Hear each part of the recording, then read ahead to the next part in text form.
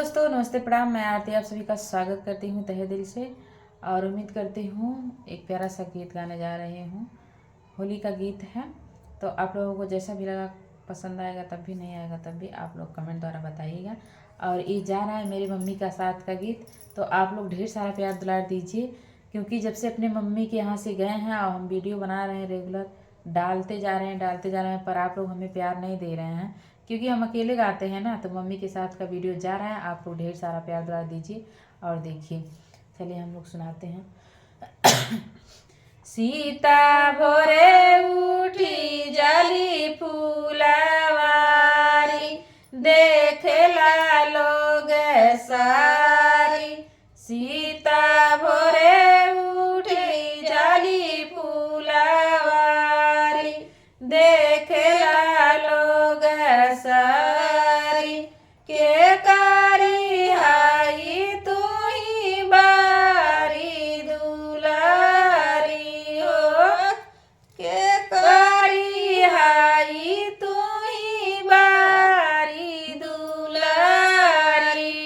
बाला कवाले फूलवा कनारी, आवेली फूलवारी।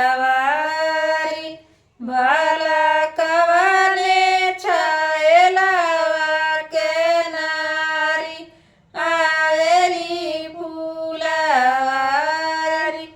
अपने में माइया कबारी दुलारी हो, अपने में माइया कबारी दुलारी।